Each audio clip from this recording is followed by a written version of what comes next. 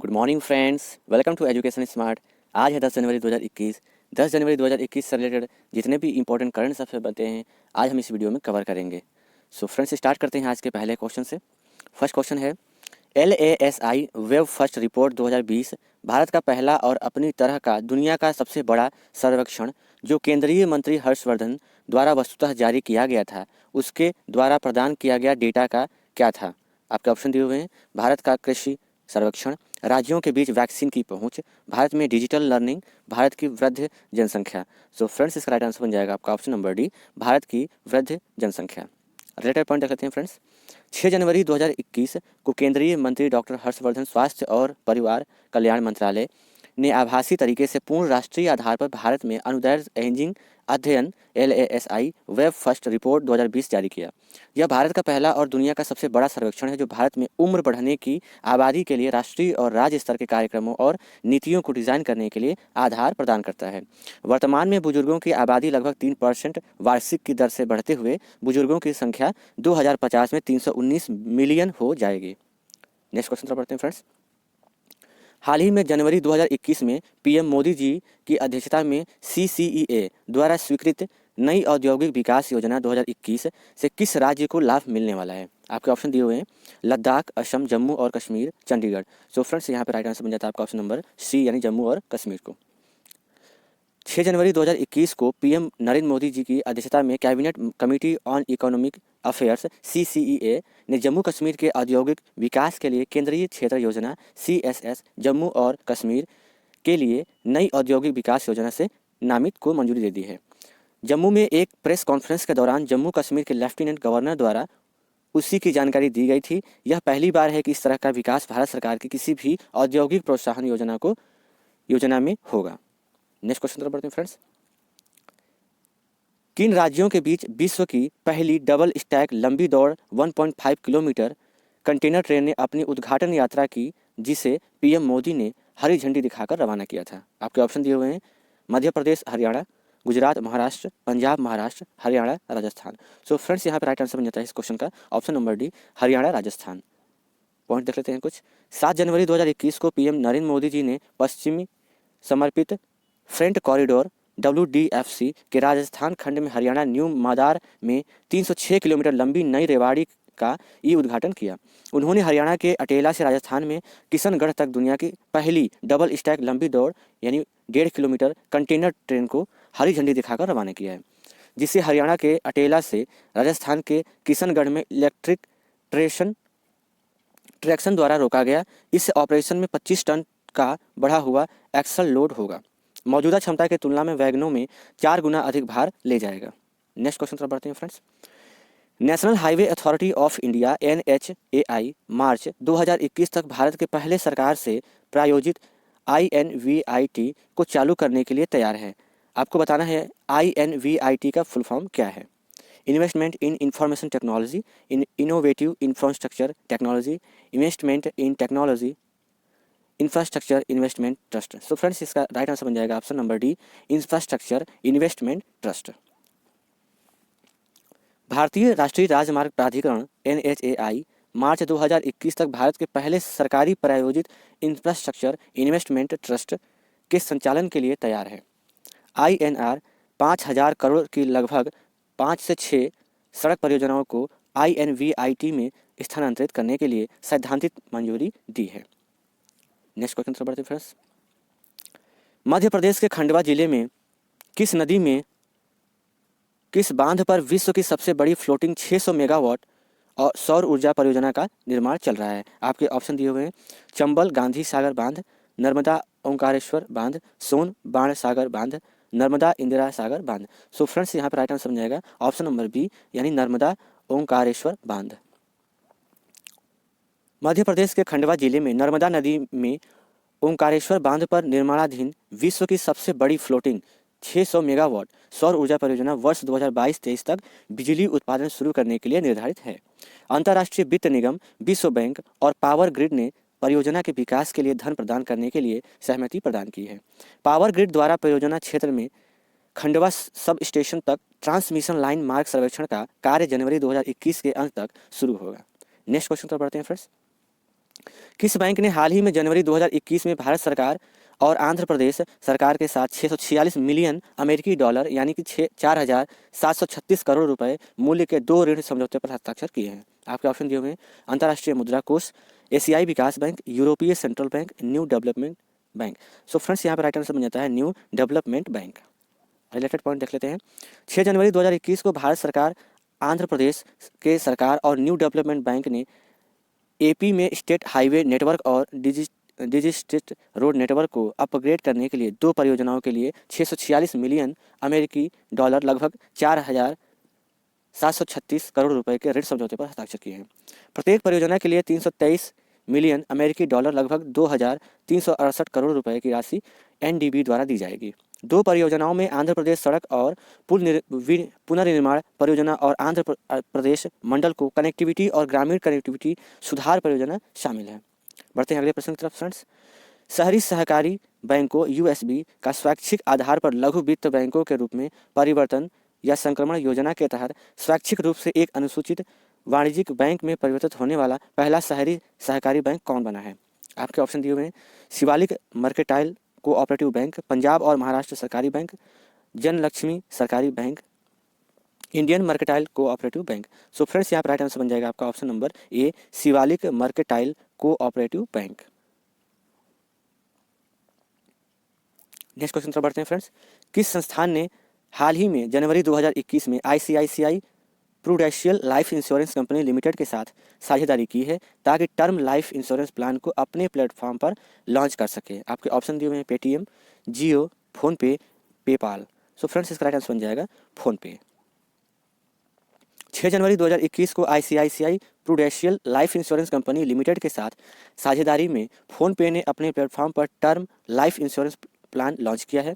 PhonePe उपयोगकर्ताओं द्वारा किसी भी स्वास्थ्य जांच और कागजी कार्रवाई की आवश्यकता के बिना सभी डिजिटल प्रक्रिया के माध्यम से तुरंत फोनपे उपयोगकर्ताओं द्वारा इस नीति का लाभ उठाया जा सकता है। यह योजना फोनपे उपयोगकर्ताओं को उनके असामयिक निधन के मामले में उनके परिवारों को वित्तीय उथल पुथल से बचाने में सक्षम बनाती है। बढ़ते हैं नेक्स्ट क्वेश्चन तरफ फ्रेंड्स। आरबीआई के कॉलेज ऑफ सुपरवाइजर्स के प्रथम पूर्णकालिक निदेशक के रूप में किसे नियुक्त किया गया है? आपके ऑप्शन दिए हुए हैं एनएस विश्वनाथन, रवि नारायण मिश्र, बीपी कानूनगो, रघुराम राजन। सो फ्रेंड्स यहाँ पर राइट आंसर बन जाएगा आपका ऑप्शन नंबर बी यानी कि रवि नारायण मिश्र। 6 जनवरी 2020 को कॉलेज ऑफ सुपरवाइजर्स जो मई 2020 में भारतीय रिजर्व बैंक आरबीआई द्वारा स्थापित किया गया था, अब पूरी तरह से विनियमित संस्थाओं के प्रभावी पर्यवेक्षण के लिए संचालित किया गया है। यह मई 2020 से वर्चुअल मोड में समिति तरीके से काम कर रहा था। सीओएस में पूर्णकालिक निदेशक होगा। आरबीआई ने अपने पूर्व कार्यकारी निदेशक रवि नारायण मिश्र को सीओएस का निदेशक नियुक्त किया गया है। अकादमिक सलाहकार परिषद एएससी की अध्यक्षता आरबीआई के पूर्व डिप्टी गवर्नर एनएस विश्वनाथन ने की थी। Next question friends. India's 71 year test the journey to triumph in Australia पुस्तक किसने लिखी है? आपके ऑप्शन दिए हुए हैं Ravi Shastri, Harsha Bhogle, R Kaushik, Rajan Bala. So friends यहाँ पर राइट आंसर बन जाएगा आपका option number C R Kaushik.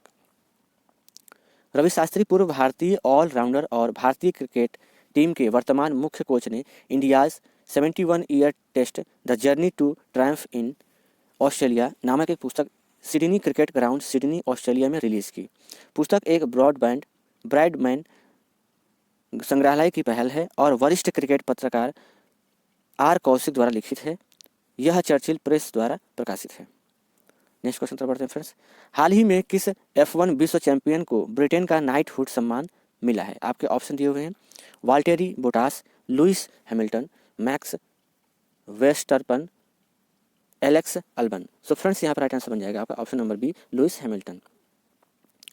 हाल ही में 7 बार के F1 विश्व चैंपियन लुइस हैमिल्टन को अब सर की उपाधि मिल गई है। ब्रिटिश ड्राइवर हैमिल्टन को ब्रिटेन की क्वीन एलिजाबेथ ने सर्वोच्च नागरिक सम्मान नाइटहुड से सम्मानित किया। यह सम्मान पाने वाले व्यक्ति के नाम के आगे सर लगाया जाता है। हैमिल्टन यह सम्मान पाने वाले 6ठे फार्मूला 1 ड्राइवर हैं। हैमिल्टन से पहले 5 ड्राइवर्स को यह सम्मान मिल चुका है। Sir Jackie Stewart, sir Stirling Moss, sir Frank Williams, sir Patrick Head और सर जैक बाथम को पहले नाइटहुड सम्मान से नवाजा जा चुका है। बढ़ते हैं नेक्स्ट क्वेश्चन तरफ फ्रेंड्स। कौन व्यक्ति हाल ही में नए उप चुनाव आयुक्त नियुक्त किए गए हैं? आपके ऑप्शन दिए हुए हैं कर्णनाथ, उमेश सिन्हा, राजेंद्र भोसले, दिवाकर सिन्हा। सो फ्रेंड्स इसका राइट आंसर बन जाएगा option number B, Umesh Sinha को बनाया गया है।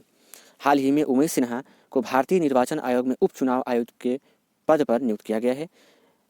उत्तर प्रदेश कैडर के वर्ष 1986 बैच के IAS अधिकारी सेवानिवृत्त सिन्हा वर्तमान में आयोग के महासचिव हैं।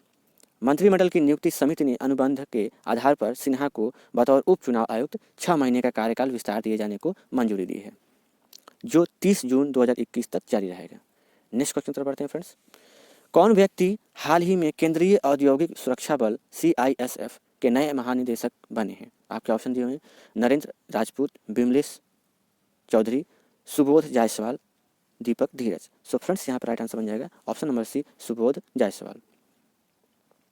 हाल ही में सुबोध कुमार जायसवाल को केंद्रीय औद्योगिक सुरक्षा बल CISF का महानिदेशक DG नियुक्त किया गया है।